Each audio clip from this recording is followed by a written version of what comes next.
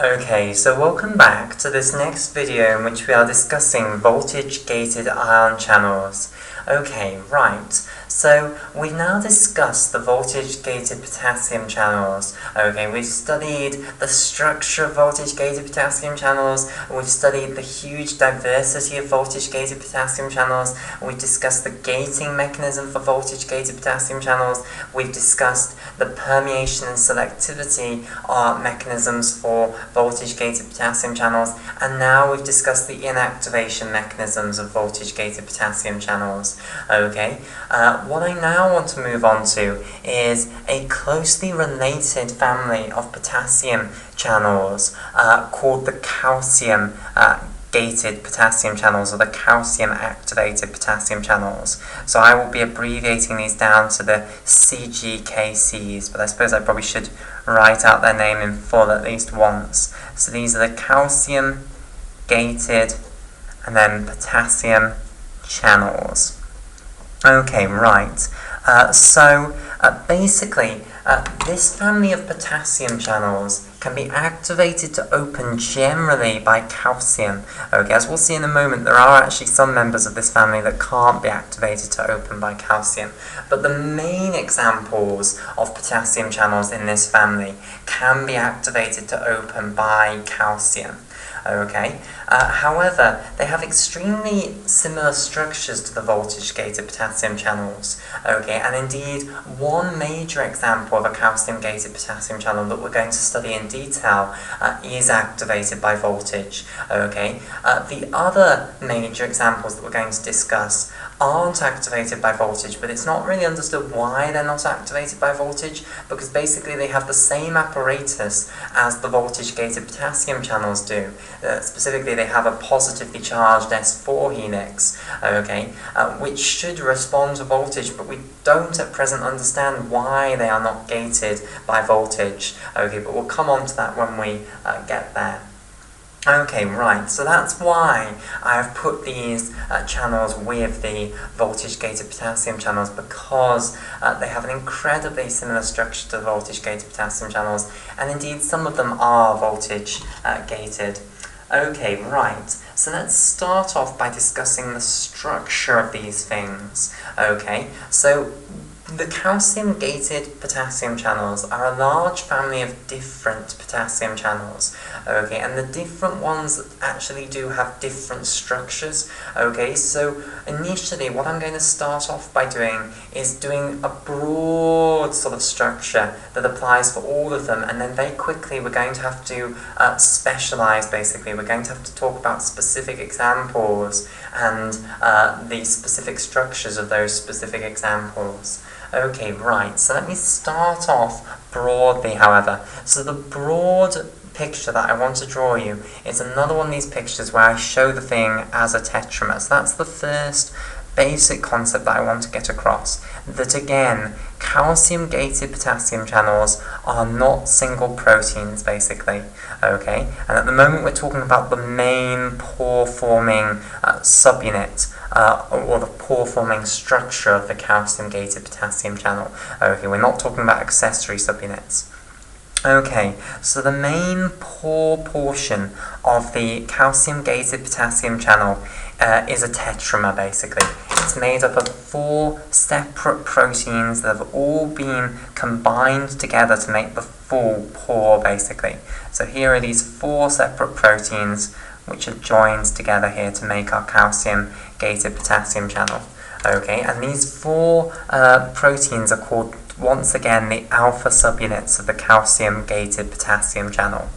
Okay, so the first thing now that I want to talk about then is how many different types of alpha subunits are there of calcium-gated potassium channels. And you might think, well, hang on, aren't we going to discuss the structure in more detail? No, okay, because we're going to need to look at the different types of calcium-gated potassium channel alpha subunits in turn, basically, because their structures are different, basically. So that's why this picture is the picture that unites them all. They are all tetramers, but now we're going to specialise. So the first thing we're going to discuss then is how many different alpha subunits are there of calcium-gated potassium channels. Okay, so it's nowhere near as bad as it is for the alpha subunits of voltage-gated potassium channels. In voltage-gated potassium channels, we have 40 different alpha subunits. However, for calcium-gated potassium channels, you only have 8 different alpha subunits. Okay, so I want to now tell you about these 8 different alpha subunits. Okay, so they are grouped into 5 different families. Okay, now what are the names of these 5 different families? Well, we had KV was the name for voltage-gated potassium channel. The name for the calcium-gated potassium channels is KCA, like so. So you have a subscript Ca below potassium. Okay, so this is calcium-gated potassium channel, and there are 5 families. The first family is called the KCA1 family. Okay, now the KCA1 family only actually contains one type of alpha subunit, okay, or rather one type of gene for an alpha subunit. Again, really it's 8 genes for alpha subunits of calcium-gated potassium channels, and each of the genes can have multiple splice variants, but again, we're not going to dwell on the different splice variants, we'll just look at the different genes. Okay, so the first family then of the alpha subunit of calcium-gated potassium channel genes is the KCA1 family, and this contains one member, which is KCA1.1, and we'll be discussing the calcium-gated potassium channels which arise from homotetramers of KCA1.1 subunits in just a moment. Okay, so I'll just give you the name of those calcium-gated potassium channels right now. So basically, this gene, KCA1.1, you can make alpha subunits of calcium-gated potassium channels from this gene. Okay, you can make 4 KCA1.1 alpha subunits from this gene and stick them together in a tetramer, and that tetramer will then be called a BK channel. Okay, and what does this stand for? This stands for big conductance calcium-activated potassium channel. So big conductance, and then I'll just abbreviate calcium-gated potassium channel down to CGKC. Okay, so the B is for big conductance, the K is then for potassium. Now, some people will also abbreviate big conductance calcium-gated potassium channel down to BACA 2+, like so, or maybe they'll drop the 2+, okay, but they'll subscript the Ca basically to show that this is a calcium-gated potassium channel. Okay, and this is an extremely important example of a calcium-gated potassium channel, and we'll be studying that channel in a lot more detail in just a moment. Okay, next up, the second family of calcium-gated potassium channel alpha subunits is called the KCA2 family. Okay, and this contains 3 separate genes, okay, which are called KCA2.1, KCA2.2, all the way down to KCA2.3. Okay, so 3 genes for alpha subunits of calcium-gated potassium channels are in this KCA2 family. Okay, now we will also be studying the potassium channels that you can produce from these alpha subunits in this second family here. Okay, you can assemble the alpha subunits from these genes into either homotetramers, okay, where you put 4 identical alpha subunits together to make the full tetramer, or heterotetramers where you mix and match within the KCA2 family. Okay, so it's still a tetramer made out of 4 alpha subunits from the KCA2 family of genes, basically. You don't mix it with other KCA subunits from different families. Okay, and when you do that, when you make these calcium-gated potassium channels from alpha subunits that are from these genes in the KCA2 family, they are called SK channels. Okay, and this stands for small conductance calcium-gated potassium channel.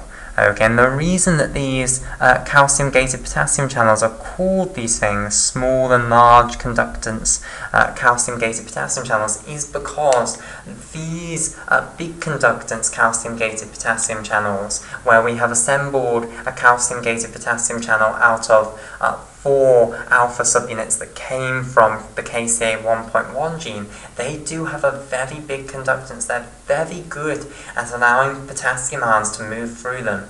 Whereas these small conductance calcium-gated potassium channels, which have been constructed from alpha subunits from these 3 genes in the KCA2 family, they have a much smaller conductance. They are much worse at letting potassium ions move through them. Okay, right, so that's the KCA2 family, so we're now up to half of the genes. We've done 4 of them now, so let's see where the other 4 are. So next up we have the KCA3 family of alpha subunits of calcium-gated potassium channels, and this is again a very small family. Okay, this only contains 1 member, which is called KCA 3.1. Okay, and KCA 3.1, you can build alpha subunits from this gene, and then you can assemble these alpha subunits again into a homotetramer, and that homotetrameric calcium-gated potassium channel that you can build is called the IK channel. And I should stress that these SK channels and these IK channels, they can also be abbreviated down to SKCA2+, like so, to stress the fact that they are calcium-gated potassium channels. Whoops, not like that. CA2+. Okay, and this then stands for intermediate conductance calcium-gated potassium channel. Whoops, and my spelling's going. Okay, so its conductance for potassium ions is going to be in the middle between the small conductance calcium-gated potassium channels and the big conductance calcium-gated potassium channels. Okay, right, so the IK calcium-gated potassium channels then, they are these homotetramers of alpha subunits that are from these KCA 3.1 genes. Okay, so I'll just highlight all of this up in pink. Right, so those are the 3 main families of calcium-gated potassium channels that we are actually going to study in detail. Okay, there are 2 other families which we're not going to study in detail. Okay, and this is because they are not particularly well understood, and in fact they're not actually gated by calcium at all. Okay, so I said that not all of the calcium-gated potassium channels were actually going to be gated by calcium. Okay, all of these ones that we've seen so far, the BK channels, the SK channels, the IK channels, they are going to be gated by calcium. Okay, but the calcium-gated potassium channels that are assembled from these final calcium-gated potassium channel alpha subunits are not actually going to be gated by calcium. Okay, so there is finally the KCA4 and the KCA5 family, and we need to distribute 3 genes amongst these 2 families. KCA4 is the one that gets 2 members, so it gets KCA 4.1, and then also KCA 4.2. Okay, and KCA5 only gets 1 member, which is KCA 5.1. Okay, and that takes us up to a total then of 8 genes for the alpha subunits of calcium-gated potassium channels. Okay, so as I say, the alpha subunits that you build from these 3 genes, they can assemble into tetramers, okay, but those tetramers that you get are going to be potassium channels that are not gated by calcium. Okay, instead they're going to be gated by things like pH or sodium concentration or chloride concentration, things like that. Okay, so not calcium. So we're not going to study those in any detail at all because they're not heavily studied and we don't really know that much about them. We are going to study the big conductance calcium-gated potassium channel, the small conductance calcium-gated potassium channels, and the intermediate conductance calcium-gated potassium channels. Okay, so we're going to start off by discussing the big conductance calcium-gated potassium channel. So we're going to start by discussing its structure in more detail, and then we'll discuss the gating mechanisms by which calcium can open it. We'll also discuss how voltage can open it as well. So let's start off then with this big conductance calcium-gated potassium channel, which I will abbreviate down to BKCA, like so. Okay, right. So the first thing to say about the big conductance calcium-gated potassium channel is that it's a potassium channel in the cell membrane which can be activated to open by two things. Okay, it can be activated to open by voltage. Okay, so this is one of the ones that is also a voltage-dependent potassium channel, and it can also be activated to open by calcium concentration in the cytoplasm. Okay, so if you have a high calcium concentration in the cytoplasm, that can cause the big conductance calcium-activated potassium channel to open. So both of these things are capable of activating these channels. So these are ones that are both voltage-gated and calcium-gated. Okay, right. Now I've discussed that these things are going to be homotetramers of alpha subunits from this gene KCA 1.1. Okay, so they're going to be built out of 4 alpha subunits that are all from this gene KCA 1.1.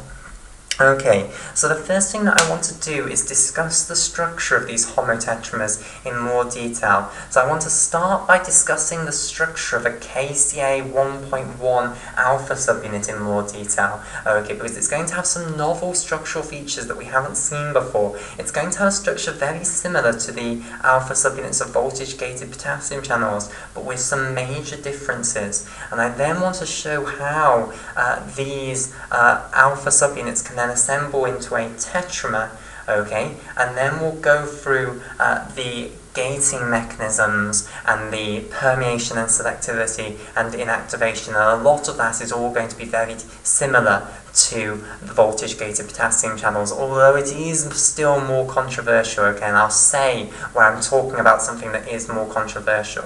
Okay, right. So I should say right at the start, even before we start structure, is that the big conductance calcium-gated potassium channel, we don't have its crystal structure yet, okay? So the way that we are working out its structure is based on looking for portions of the looking for portions of the polypeptide that are very hydrophobic and therefore are probably membrane-spanning alpha helices, and also comparing it by analogy to the structure of the alpha subunits of the voltage-gated potassium channels. Okay, but we don't yet have its crystal structure, so what I'm going to tell you about its structure is our best guess for what it looks like. Okay, right, so let me start off by showing you then the membrane-spanning topology of an individual subunit of the BKCA channel. Okay, so an individual alpha subunit coded for by the KCA 1.1 gene. Okay, so here's one of the first big differences between these alpha subunits and the alpha subunits of voltage-gated potassium channels that we've now studied in a lot of detail, which is that the KCA 1.1 alpha subunits have 7 rather than 6 membrane-spanning alpha helices. They have an additional one at the amino terminal end. Okay, so let me show this.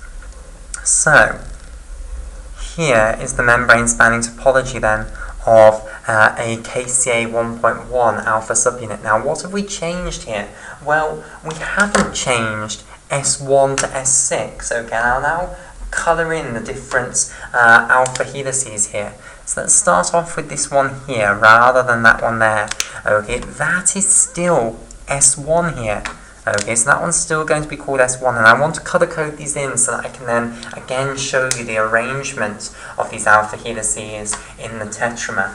Okay, so there is S1 basically. Okay, next up we've still got S2 here in yellow. Okay, so I will colour code that one in yellow, so that's S2 there. Okay, then we've got S3, which I'll have in red here, so that's S3. And you might be wondering, well, what are you going to do about the first one? We'll call that S0, but we'll come back to that in a moment. Okay, so these are all analogous to the membrane-spanning alpha helices that we had in the alpha subunits of a voltage-gated potassium channel. Okay, then after S3, what we've got is S4 there. Okay, now coloured in green, so that's S4 here. Okay, Then we've got S5, which we'll have in orange here. Okay, so there is S5. And then again, I'll color code the two different portions of the P-loop here, which is again present in the KCA 1.1 alpha subunits. We'll color them in different colors. So we'll have the descending portion of the P-loop here in vivid purple. Okay, and we'll then have the ascending portion of the P-loop in turquoise, because we're running out of colors, so we're going to have to use them again. Okay, so the ascending portion of the P-loop is then in turquoise. And then finally, we'll colour in S6 here in blue. Okay, so there's S6. Right, so the new addition here, okay, all of that's exactly the same as what we saw in the alpha subunits of voltage-gated potassium channels. Okay, the new big change is this first membrane-spanning alpha helix prior to S1. Okay, and we're going to call that new one S0 basically, so that we don't have to change all the terminology for the ones afterwards, okay, so that we can keep it looking parallel to what we've seen in the alpha subunits of voltage-gated potassium channels. Okay, now that means that the amino terminus of the alpha subunits of these KCA 1.1 genes is going to be extracellularly located rather than intracellularly located. Okay, and indeed it's not going to have a tetramerization domain this time. So there's no tetramerization domain prior to the N-terminus there. Okay, or rather just after the N-terminus. Okay, now another new thing about these subunits of these big conductance calcium-gated potassium channels. Okay, after S6 we're now going to have a really important domain which is going to be involved in sensing calcium basically. Okay, because the voltage-gated potassium channels that we saw, they were not capable of sensing calcium and opening in response to calcium. So clearly there has to be some big change here to actually produce the calcium gating ability, and this big change is now going to be after the S6 region here. So after the S6 region you're going to have two important domains here, okay, that are going to be sort of bound together with one another.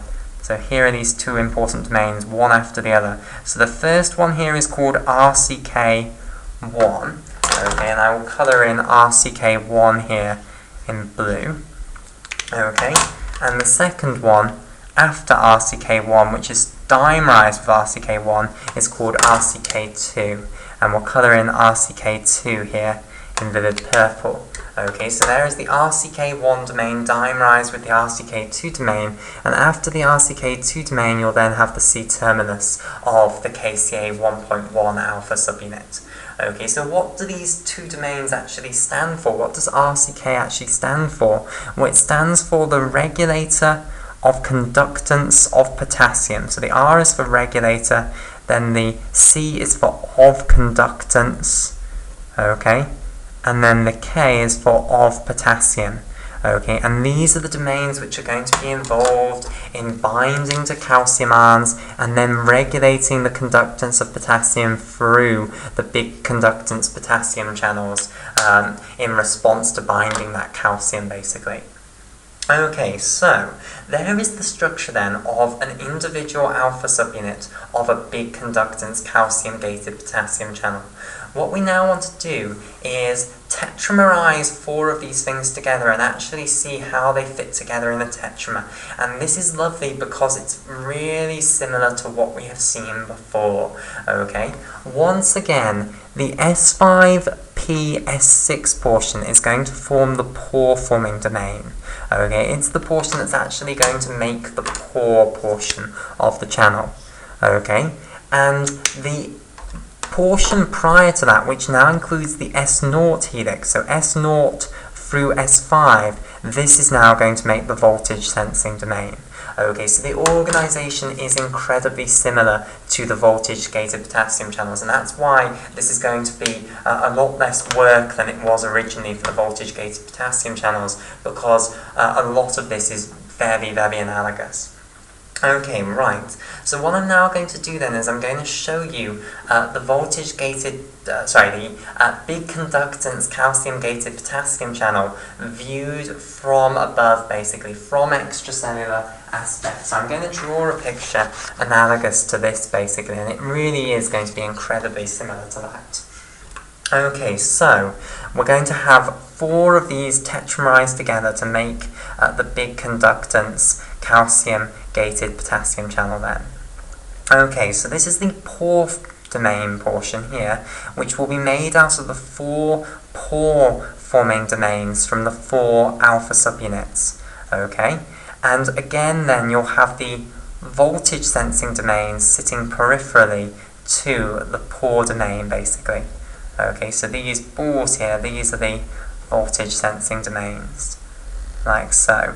And again, it's not the simple case where the pore forming domain, which is next to this voltage sensing domain, will be from the same subunit. Again, the pore forming domains and voltage sensing domains of each alpha subunit is separated by that S4, S5 linker. So this is going to be the voltage sensing domain for this pore forming domain here. So this time what I'll do is I'll just put the colours in for one subunit rather than doing it for all 4, okay, because we understand how the 4 are going to interlink with one another now. Okay, right, so this is all very, very analogous. So again, the ascending P-loop is going to be lining the pore here, so here is the ascending P-loop, okay. Then we'll have the descending P-loop sitting behind that, so they're in purple. Okay. Then also behind the ascending P-loop in turquoise, we'll have the S6 alpha helix here in blue. So basically, you start extracellularly by diving down and having the descending P-loop. You don't get through the whole membrane. You then turn around into the ascending P-loop, come back out, line the pore here, and then you'll loop over, and then you'll go back down through the membrane as the S6 alpha helix. Okay, now let me put the S5 helix on here. Okay, the S5 helix will be behind over here. Okay, so the S5 helix starts at the cytoplasmic side and comes up to the extracellular side. It will then loop into the descending P-loop there. Okay, right, so that's exactly the same as we've seen in voltage-gated potassium channels, and it will be exactly the same arrangement, just rotated round by 90 degrees in each of these sockets here as well. Okay, so let me now put in the voltage sensing domain, okay, and for S1 to S4, it's exactly the same arrangement as we had in the voltage-gated potassium channels. So there is S4 there in green. Okay, there is S3 in red. Okay, S2 will now have in yellow here. Okay, and S1 once again in turquoise. So exactly the same arrangement as we had in voltage-gated potassium channels. The new and interesting question is, where does S0 now sit? Well, it's the obvious answer. It just sort of sits on the side here next to the S1. Okay, so you have a little extension to the voltage sensing domain, which is the S0 helix sitting next to the S1. So you start with the amino terminus extracellularly, you dive through the membrane as S0, then on the intracellular side you'll loop back up into S1 here, come up through the membrane to the extracellular side, loop over into S2 here, you'll go down through the membrane as S2, loop up and come up as S1, loop over, go down as S4, then you'll have the S4, S5 linker, which I might even show on here. What colour can I show it in? I'll do it in vivid purple.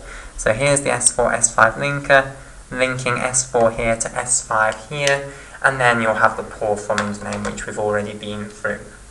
Okay, so that's the arrangement of a single alpha subunit then in the calcium-gated potassium channel tetramer for this BK calcium-gated potassium channel. Okay, right. So what I now want to discuss then, that's how we can arrange each of the 4 alpha subunit transmembrane portions to make the transmembrane portion of the BK calcium-gated potassium channel. What I now want to discuss is the structure of these regulator of conductance of potassium domains. Okay, how are these all arranged? These must be on the cytoplasmic side of the membrane, but how are these arranged? Because it turns out that these 4 domains that you're going to have, okay, or rather 8 domains, because each of the alpha subunits is going to provide 2 of them. Okay, these 8 domains are going to all octamerize together basically and make something called the gating ring. Okay, so I want to start off by discussing the gating ring, and this will set us up to discuss calcium gating of the BK calcium channel. Oh, sorry, not calcium channel, calcium gated potassium channel. Okay, right. So what we're now going to do then is we're going to view this calcium-gated potassium channel, this big conductance calcium-gated potassium channel, from a 3-dimensional angle once again. So we're going to go from looking at it from above to once again looking at the picture from the side, okay?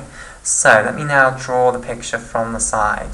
So once again, here, this is the pore-forming domain, here, like so, and that will be made out of the 4 pore-forming domains from the 4 individual alpha subunits of the big conductance calcium-gated potassium channel. And then around the outside, you'll then have the 4 voltage sensing domains, which I'll now add in here. So here's 1 voltage sensing domain. Here is another voltage sensing domain. Okay, we'll have another voltage sensing domain back here, like so, and then finish that one up there that I didn't finish at the time. Okay, right, so I'll now just colour in a little bit of this. So once again, we'll colour code the subunits in. So here is the voltage sensing domain of this red alpha subunit of the big conductance calcium-gated potassium channel, and here is its pore-forming domain here in red also. Okay, right, then I'll colour in the next one in blue here. Okay, so here is the voltage sensing domain of this blue subunit of the BK channel, and here is its pore-forming domain over here. Okay, next up we'll have the next one in green here. Here is the voltage sensing domain of our green BK channel subunit. Okay, and here is its pore-forming domain. And then finally we'll have an orange one over here. Here is the orange BK channel subunit's voltage sensing domain, and here is its pore-forming domain here. Okay, right, so now what I want to do is below this, on the cytoplasmic aspect, I want to show you where these regulator of conductance of potassium domains are for each of these 4 subunits, okay? And I want to show you how they form a ring, basically. So underneath our calcium-gated potassium channel here, underneath our BK channel, you're now going to have basically a ring of these 8 RCK domains, 4 RCK1 domains, and 4 RCK2 domains. Okay, right, so here is this ring, okay, with a hole down the middle. Okay, and the RCK1 domains will be sitting on top of the RCK2 domains. So let me just show this here. Okay, so I'll divide that up and divide that up. Right, so there is the 8 different subunits. Now, of course, we can't see all, sorry, not 8 different subunits, 8 different domains. Okay, so we can't see all 8 different domains. We can see all 4 of the RCK1 domains. Here is an RCK1, here is an RCK1, here is an RCK1, and here is an RCK1, corresponding to the 4 different big conductance calcium-gated potassium channel alpha subunits. Okay, we can't see all of the 4 RCK2 domains, we can only see 3 of them. Here's one, here's one, here's one, but there's one obviously that we can't see, which is underneath this RCK1 domain here. Okay, right, so what I now want to show you then is which RCK1 domains and RCK2 domains corresponds to each of the 4 alpha subunits of the big conductance calcium-gated potassium channel. Okay, right, so basically these are going to be underneath the pore-forming domain of their respective alpha subunit, basically. Okay, because remember, this time these are a continuation of the S6 helix, which is in the pore-forming domain, basically. So underneath the orange subunits pore-forming domain here, we now have the orange subunits RCK1 domain, here in orange, and then underneath that you'll then have the orange subunits RCK2 domain. So I want to stress the RCK1 domain is sitting on top of the RCK2 domain, so that's RCK1 there, okay, and underneath this is RCK2. Okay, next let me do it for the red subunits. So again, underneath the red subunits underneath the red subunits pore-forming domain, we are then going to have red subunits to RCK domains. Okay, so here on the top, this is the red subunits RCK1 domain, okay, and underneath this is the red subunits RCK2 domain. Okay, like so. Next, let's do it for the blue alpha subunit of this BK channel. Okay, so here is the blue subunits pore-forming domain here, and underneath what we're then going to have is blue subunits RCK1 domain here, and then peeking out from underneath there is blue subunits RCK2 domain, and then it's the green subunit that we can only see the RCK1 domain of, because the RCK2 domain would be right at the back. Okay, but here is green subunits RCK1 domain at least, okay, which is underneath the green subunits pore-forming domain. Okay, so I'll now put the connections between the pore-forming domains and the RCK1 domains in. Okay, so here it is for the red subunit, here it is for the orange subunit, here it is for the blue subunit, I'll put it in there, and here it is for the green subunit there. Okay, so those are the connections between the pore-forming domains and then the RCK1 domains. And then, of course, the RCK1 will then be connected to the RCK2 in the way that we've seen up in this picture here. Okay, right. And then each of these will end then with its C-terminus dangling below, basically. Okay, so this structure that we have underneath here, this is what's known as the gating ring. Okay, and we will see how this is really important in intracellular calcium concentration causing the opening of the BK channel, basically. Okay, so the gating ring here is going to be responsible for sensing intracellular calcium level, and when cytosolic calcium level goes up, it will then respond to it to trigger the opening of the big conductance calcium-gated potassium channel here. Okay, right. So that's now the structure of these new portions, these RCK domains, okay, completed. And I want to just stress that this is a ring, there's a gap in the middle, there's a hole down the middle. So it's not one solid great lump, there is a hole down the middle. Okay, right. Finally, before we move off structure and go on to discussing gating and permeation and selectivity and inactivation, let me just mention now that there are also accessory subunits for BK channels. Okay, so we've discussed that the alpha subunits of BK channels are all from this gene KCA 1.1. So we form homotetramers of KCA 1.1 type alpha subunits. Okay, however, when you're making a BK channel, you can also have accessory subunits. You can also have beta subunits that you're going to add in, basically. Okay, and in fact there are 4 different types of BK channel beta subunits, and these beta subunits are not used in other types of calcium-gated potassium channels. They are just for the BK calcium-gated potassium channels. Okay, right, and these beta subunits, they come in 4 different flavors. There is the beta 1 subunit, there is the beta 2 subunit, there is the beta 3 subunit, and then there is the beta 4 subunit. And I'll stress again that these 4 different proteins are just for making BK channels, nothing else. Okay, they're just used for making BK channels. Okay, right, so they are called the BK channel beta subunits, basically. Okay, right, so let me show you then the structure of all 4 of these BK channel beta subunits. Their membrane spanning topology we'll start off with. Okay, so here let's say this is the cell membrane.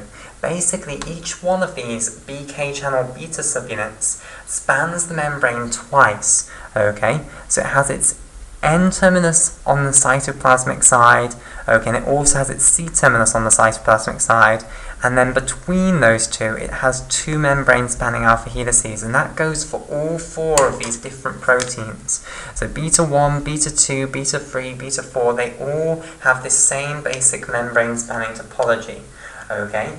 And let me now show you then how you can add these beta subunits onto the tetramer of alpha subunits of BK channels from the KCA 1.1 gene. Okay, so basically these beta subunits can insert into these gaps between the voltage sensing domains. So they can sit in these gaps here. So I'll just colour them in turquoise. So these are representing beta subunits, basically sitting in these gaps between the voltage sensing domains. So basically you can stick 4 beta subunits onto your tetramer of the KCA 1.1 alpha subunits, okay, and these beta subunits, firstly they can alter what sort of voltage can actually activate these big conductance calcium gated potassium channels. Okay, I said remember that these big conductance calcium gated potassium channels are also sensitive to voltage. They can be activated by depolarization, which you might expect because they've got these voltage sensing domains. Okay, so the beta subunits here, okay, these 4 beta subunits, they're sitting near the voltage sensing domains, so they might be affecting how easily the voltage sensing domains can move in response to depolarization of the electrical potential difference. And indeed, they do affect what electrical potential difference you need to get up to in order to open these things. Okay, so they change threshold potential. So that's one of the important things that these beta subunits affect, threshold. Okay, so by affecting how easily the voltage sensing domains can make this movement in response to depolarization of the electrical potential difference across the cell membrane. And I know we haven't discussed voltage gating yet, but it's believed to be extremely similar, if not directly the same, as what you've got in voltage gated potassium channels. Okay, so we'll come on to that in a moment. So these beta subunits can affect the threshold potential for the activation of the BK channel by depolarization, basically. Okay. In addition, as we'll see, the beta 3 subunit seems to be extremely important in N-type inactivation in these BK channels, okay? Because you will notice that there is another problem here. How are these things going to have N-type inactivation? Okay, their N-terminus is on the outside, okay, so potentially the inactivation ball could go in the opposite way, but in reality what happens is we think the inactivation ball is provided by beta 3 subunits, okay, and we'll discuss that more when we come on to inactivation. Okay, right, so basically a BK channel then, the essential structure that makes a BK channel is the 4 tetramerized alpha subunits, which are all from this KCA 1.1 gene. So 4 tetramerized KCA 1.1 subunits in a homotetramer makes a big conductance calcium-gated potassium channel. Okay, we've discussed how the arrangement of the membrane-spanning alpha helices is incredibly similar to the arrangement of the membrane-spanning alpha helices of the alpha subunits of voltage-gated potassium channels in the tetramer. Okay, we've then discussed these new domains which are on the cytosolic aspect of the BK channel and which are after the S6 membrane-spanning alpha helix for each of the BK channel's alpha subunits, okay, and how they assemble into this gating ring, and we'll come on to how this gating ring is going to be helping to sense cytosolic calcium level and respond when calcium level goes up by opening the big conductance calcium-gated potassium channel. Okay, right. We've then also seen that you can add on these accessory subunits, 4 of them in total you can add on, and there are 4 different types that you can use, beta 1, beta 2, beta 3, beta 4. We've discussed how these can alter the voltage sensitivity of the big conductance calcium-gated potassium channel, and we've discussed that beta 3 is believed to be very important in inactivation mechanisms.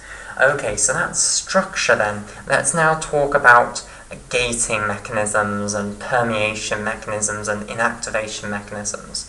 So we'll start off with voltage gating, and then we'll come on to calcium gating. Okay, so voltage gating. So these things can be opened by depolarization of the electrical potential difference across the cell membrane. Okay, now it is not set in stone that this is the way that it occurs, but we think it is probably a very similar mechanism to what occurs in voltage-gated potassium channels, but we don't know for sure that that is true. Okay, so what I mean by that is we think that these big conductance calcium-gated potassium channels, that they again have a V-gate, okay, and we think that this V-gate is that the S6 helices are impeding on the intracellular aspect of the pore, basically. So we think the S6 helices move in towards the internal aspect of the pore. And I should have said that the S6 helices are lining the pore on the internal aspect, just like they were in the voltage-gated potassium channels. And we think that when the channel is in the closed state, the closed resting state, that the S6 helices are all too far inwards and are therefore occluding the intracellular aspect of the pore and stopping potassium ions from being able to move through that pore. Okay, we then think that the mechanism by which depolarization leads to the activation of these things is exactly what it was in voltage-gated potassium channels. Okay, so when you get depolarization, the voltage sensing domains all move outwards because the pull on the positive charge of the S4 helices is no longer as great. That causes movement in these S4, S5 linkers here, okay, which then leads to the movement outwards of the S6 helices and then the opening of the internal aspect of the pore. Okay, so that's how we think voltage gating occurs. Permeation and selectivity, we believe, again, is exactly the same. Okay, so all of that discussion that we had of the selectivity filter, we think that all applies here as well. So the ascending portion of the P-loop lines the selectivity filter. The selectivity filter is incredibly narrow, whilst the internal aspect is much wider. So potassium ions will come into the internal portion of the pore with their hydration shells still intact, and then they'll have to give up their hydration shells to move through the selectivity filter, which again consists of these 4 binding sites which can coordinate potassium ions. Okay, and you've again got that cage of electronegative oxygen atoms which are involved in coordinating the potassium ions. Okay, right, so selectivity and permeation are exactly the same, and remember the reason it's selective for potassium is because potassium is not too big firstly, so it can actually fit through, and not too small so that it can actually thermodynamically favourably give up its hydration shell to move through. Okay, right, so permeation and selectivity exactly the same, so we don't need to discuss that. Okay, inactivation is a very controversial issue as well, okay, but I'm going to give you the general sort of gist of what we think inactivation involves. Okay, right, so again we think that these big conductance calcium-gated potassium channels have the 2 different forms of inactivation. Okay, N-type inactivation or fast-type inactivation, and also the C-type inactivation. Okay, and obviously for N-type inactivation, the fast-type inactivation, no longer can it be the case that the inactivation ball is on the C-terminal end of the alpha subunits of the BK channel, okay, because the N-terminals are extracellularly, so they can't anymore have an inactivation ball which accesses the internal aspect of the pore. So instead what we think is that the inactivation balls are on the beta subunits, specifically on beta-free subunits. Okay, so in order for a big conductance calcium-gated potassium channel to show N-type inactivation, it's going to need to have one of these beta subunits as a beta-free type subunit, basically. Okay, then it will have an inactivation ball which can again insert into the internal aspect of the pore when the electrical potential difference across the cell membrane is depolarized. Okay, and then again, once you've repolarized the electrical potential difference across the cell membrane, it will close. The N-type gate will reopen, the inactivation ball will come out of the internal pore. Okay, right. We also think that BK channels do have C-type inactivation. Okay, so we do think that again, if you keep the electrical potential difference across the cell membrane depolarized, then slowly what will happen is the selectivity filter will change, either contracting or dilating, but it will change so that potassium can no longer actually move through it. Okay, and again, once you repolarize the electrical potential difference across the cell membrane, you'll then reopen the C-type gate, basically. Okay, right, so that's what we think is true about voltage gating and permeation and selectivity and inactivation. But as I say, all of this is just based on us thinking that these things are very similar to voltage gated potassium channels mainly, okay, rather than actual direct evidence for it. But there is some direct evidence for them being incredibly similar to the voltage gated potassium channels, okay, and therefore it seems valid to think about these mechanisms being true. Okay, right. So what I now want to tell you is the new thing, which is how calcium going up on the cytoplasmic aspect can lead to these things opening. Okay, so if we want to open the big conductance calcium-gated potassium channel, what do we need to do? Well, we need to open the V-gate. We need to pull these S6 alpha helices backwards. Okay, now, basically, the idea is that calcium is going to bind to binding sites in these gating rings here, and I'll talk about the major calcium binding site in just a moment. And then the idea is that that causes a conformational change in the gating rings, which is then transferred up to the pore-forming domains here by these linkers between the RCK domains and the S6 helices. And these linkers are called the C linkers. Okay, so here is the C linker for red, here is the C linker for blue, the C linker for green, the C linker for orange. Okay, so the idea then is that conformational change occurs down here, it's transferred up to the S6 helix by the C linker for all 4 alpha subunits of our BK calcium-gated potassium channel, and then what will happen is the S6 helices will move outwards, and hence we've opened the V-gate. Okay, so let me now tell you then about these calcium binding sites that are in the gating ring. Okay, so the main calcium binding sites in the gating ring are sites called the calcium balls. Okay, so that's an important piece of terminology, calcium balls. Okay, which are in the RCK2 domains. So in the RCK2 domains, you have these special calcium binding sites called calcium balls, and they are actually located near the interface with the next RCK2 domain. So let me show you this from above. Okay, so I'm now looking directly from above down at the gating ring. So imagine standing here looking down at the gating ring. Okay, and imagine that we have got rid of the layer of RCK1 domains, and now we just have the layer of RCK2 domains. So here are the 4 RCK2 domains from our 4 different alpha subunits of the BK calcium-gated potassium channel. Okay, now let me show you where the calcium balls are. So basically the calcium balls are nearby the interface with the neighbouring RCK2 domain. Okay, so here is the RCK2 domain of the, here is the calcium ball of the RCK2 domain of the orange subunit. Okay, and I might just try and outline them here. So here is the orange subunits RCK2 domain, and here specifically is the calcium bowl of the orange subunits RCK2 domain nearby the interface with the green subunits RCK2 domain here. Okay, and similarly, the green subunits RCK2 domain will have its calcium bowl nearby the interface with the blue subunits RCK2 domain here. Okay, and the blue subunit will have its calcium bowl nearby the interface with the red subunits RCK2 domain, which is here.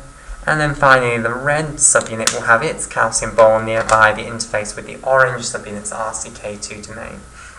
Okay, right, so here are the 4 calcium bowls basically in this ring of RCK2 domains within the gating ring. So the idea is that when cytoplasmic calcium level goes up, i.e. you've got some sort of calcium signal, maybe from a voltage-gated calcium channel opening, okay, and we'll come on to voltage-gated calcium channels later on, okay, then calcium will bind to these calcium bowls of the RCK2 domains in this gating ring. That will trigger some sort of conformational change in all of the RCK2 domains, which will be transmitted to the RCK1 domains, which are in very close contact with the RCK2 domains, and then the RCK1 domains will pull on the C linkers, which will then transmit this conformational change up to the S6 alpha helices in the pore-forming domain here, causing the S6 helices to move outwards and therefore opening the V gate of the BK calcium-gated potassium channel. Okay, right, so that then is calcium gating of the BK calcium-gated potassium channel. What I finally want to discuss then is just a few toxins which are known to bind to the extracellular aspect of the BK calcium-gated potassium channels and block their pore. So they'll bind here and block the pore basically. Okay, and both of these toxins are from scorpions, okay, and they're called charybdotoxin, and I've just got to make sure I spell these correctly. Charybdotoxin, and the other one is called Iberiatoxin. Okay, so both of these toxins are from scorpion venom, okay, and they are both large molecules which bind to the extracellular aspect of a BK calcium-gated potassium channel and block the pore. So they are very useful experimentally for blocking BK calcium-gated potassium channels. So you should know about them because they're used all the time in research when you need to block big conductance calcium-gated potassium channels. Okay, right, so that concludes our discussion of big conductance calcium-gated potassium channels. In the next video, we'll continue our discussion of calcium-gated potassium channels by looking at the SK channels and the IK channels. And the SK and IK channels we will be discussing in together, basically, because they are very, very similar. And indeed, there is a movement to have the IK channel considered as an SK channel rather than as a channel in its own right.